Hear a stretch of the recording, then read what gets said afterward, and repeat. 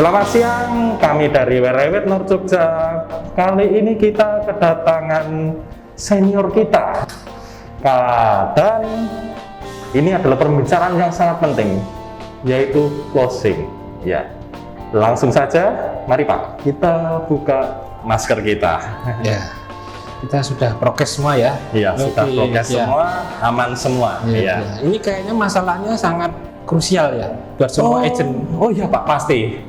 Semua agent menginginkan ini. Iya. Impian semuanya ya. Iya. Oke, impian baik. semuanya, cita-cita semuanya. Baik, Hasil akhir ditentukan dari ini, Pak. Begitu. Betul. Nah, Gimana? yang pertama, Pak, kita mulai dari dasar. Bagaimana sih closing bisa terjadi? Faktornya itu apa saja? Iya, oke. Baik, terima kasih Mas Raga ya. Jadi ini memang closing menjadi hal yang paling diidam-idamkan oleh seorang agent properti, karena disitulah kerja keras kita ataupun kinerja kita dihargai gitu. Nah, sekarang pertanyaannya tadi bagaimana ya? Jadi gini, pada intinya terjadi closing itu jika sales pad, yaitu apa yang kita lakukan, yaitu misalkan kita mulai dari prospecting, dari listing, terus kemudian pemasaran, marketing, kemudian negosiasi segala macam, itu sales pad kita. Oke. Di satu sisi ya kan bertemu dengan customer journey. Di sisi lain, apa itu customer journey-nya? Yaitu ketika ada customer ataupun klien kita yang sedang mencari ataupun ingin mewujudkan impiannya. Jadi otomatis dia berusaha memenuhi kebutuhannya. Otomatis kalau keduanya ini bertemu, maka itulah terjadinya closing. Artinya apa? Yang buat agent harusnya selain memperhatikan dengan baik kinerjanya, tapi juga harus melihat sekarang trennya pasar, customer itu sedang apa yang dicari dan harga berapa misalkan. Karena sebagus apapun dia kerja, kalau ternyata itu bukanlah barang yang sedang menjadi incaran dari customer, ya nggak bakal closing selamanya, karena nggak akan ketemu gitu. Oke. Siap. Oke, baik. Gimana sih Pak? Rahasianya closing bisa cepet Pak, gitu. Iya. Jadi ini kayaknya juga kebutuhan mendesak ya. Iya Pak, semua pasti pengen itu Pak. Mendesak. Jadi gimana supaya closing cepat? Nah, sebetulnya kalau menurut saya closing cepat itu bisa terjadi jika ada dua faktor ya. Kembali yaitu terpenuhinya kesepakatan dari negosiasi. Artinya apa? Negosiasi ini maksud saya ada hal-hal yang harus disesuaikan ketika ada pembicaraan ataupun kesepakatan antara pembeli dan penjual, ya kan? Nah, ini kita yang memoderatori ataupun menjadi penghubungnya kan di sini. Ini harus terjadi kesepakatan dulu. Ya, jadi ini kesepakatan dulu, secara informal begitulah, ataupun gentleman agreement namanya ya. Oke. Nah, yang kedua, selain masalah ini tadi, esensi dari isi kesepakatan, yang kedua yang tidak kalah pentingnya adalah syarat administrasi harus komplit.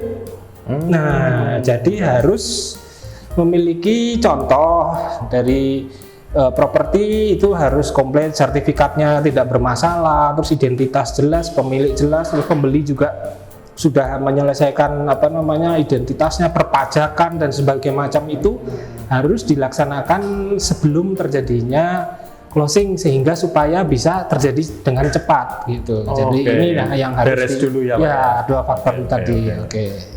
Siap. Lalu Pak, yang selanjutnya, prinsip closing untuk semua ini loh Pak. Siapa sih yang diuntungkan dengan closing ini? Gitu, oh iya. Jadi gini ya, closing ini memang mungkin buat kita sangat membahagiakan, ya kan? Ya pasti dong Pak. Pasti kita membahagiakan. Tapi yang kadang lupa adalah sebenarnya adalah si klien kita, buyer maupun owner daripada properti juga harus bahagia.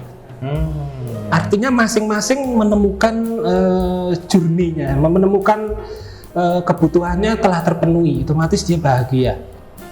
Sebenarnya kalau dua orang ini sudah merasa bahagia, pastilah kita juga bahagia closingnya. Jadi ini yang namanya win-win-win solution.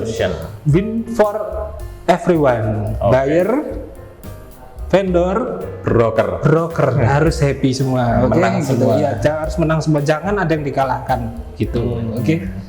Oke Pak, baik Pak. Lalu Pak, metode yang tepat, maksud saya metode closing yang tepat untuk kita property agent seperti apa? Bagaimana? Iya. Jadi ini yang kadang menjadi persoalan mendasar karena kita terlalu suka potong kompas. Kompas? Ya, jadi kita maunya instan.